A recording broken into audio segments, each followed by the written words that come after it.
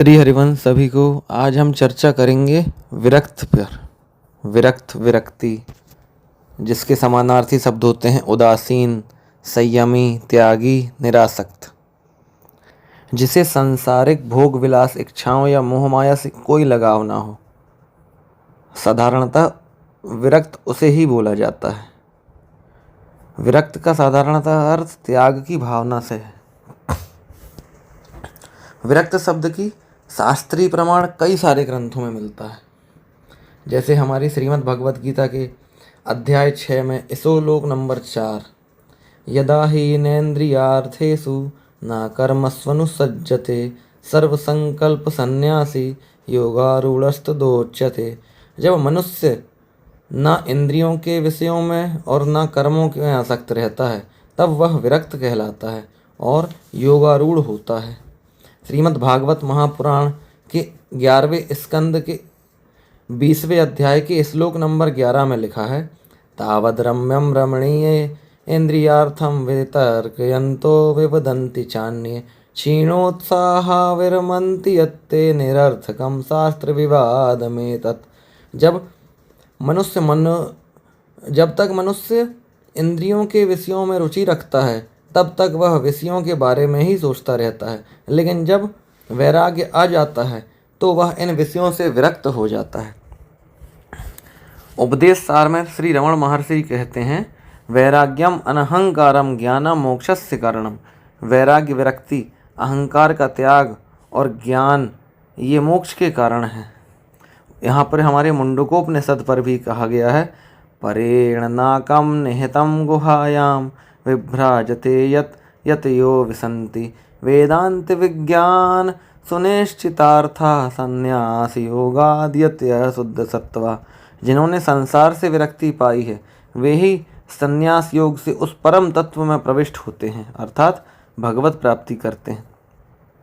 इसके अलावा भी हमारे बहुत सारे ग्रंथ, जैसे नारद भक्ति सूत्र में लिखा हुआ है, सूत्र नंबर 5, तस्मिन् परमहंसा विरज्य कर्तव्यता भागवत्यालोक्य मोहम जहत्यत्व एव।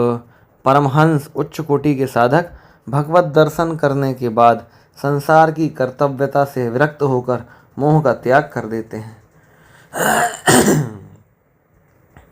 ब्रह्मसूत्र में भी सीधा विरक्त शब्द न कहकर अनेक अनेक उदाहरणों से वैराग्य के बारे में कहा गया है। विवेक चूड़ामणि में आदि शंकराचार्य जी भी कह रहे हैं, वैराग्यम चिंतमेतस्य नित्यानेत्य विवेकतः या मूत्रार्थ फल योग विरागस्त दुच्यते। वैराग्य वह है जिसमें इस लोक और परलोक के भोगों में भी इच्छा नहीं रहती, यही सच्ची विरक्ति है। हम भक्ति योग में विरक्ति के वैराग्य का एक अत्यंत महत्वपूर्ण स्थान होता है, परंतु यह नकारात्मक भावना जैसे जीवन से ऊब जाना नहीं है, बल्कि यह भगवत प्रेम के कारण संसार से स्वाभाविक रूप से हट जाना होता है। भगवत भक्ति में लीन होने के कारण जब मनुष्य को सांसारिक भोग विलास तुच्छ और निरर्थक प्रतीक होने लगते हैं तो उसे विरक्ति कहते हैं। यह विरक्ति प्रेम से उत्पन्न होती है, त्याग से नहीं।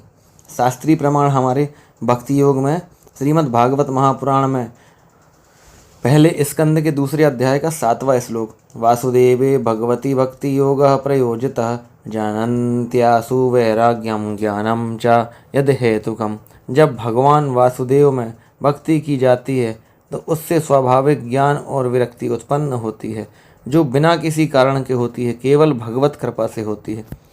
तुम्हारी कृपा पाव कोई कोई वाली बात है। यहाँ श्रीमद् भागवत में 11वें स्कंद के 2 अध्याय के 42वें श्लोक पे भी आया है, भक्ति परा यस्य विरक्तिरन्यत्र चैस त्रयिका एक काल्या। जहाँ सच्ची भक्ति होती है वहाँ स्वतः ही विरक्ति होती है, वह अलग से साधन नहीं करना होता। इस प्रकार अनेक विरक्त भक्तों के उदाहरण अलग अलग हमें देखने को मिलते हैं, जैसे मीराबाई श्री कृष्ण प्रेम में डूबी और राजमहल छोड़ दिया। जैसे संत तुलसीदास पत्नी के मोह से हटकर श्री राम की भक्ति में लीन हो गए। संत चैतन्य महाप्रभु युवावस्था में ही गृह त्याग करके श्री कृष्ण भक्ति में लीन हो गए। विरक्ति जो है वो भक्ति में बाधा नहीं है बल्कि बल है। विरक्ति से एक मन एकाग्र होता है और जब तभी अनंत भक्ति से संभव हो पाती है।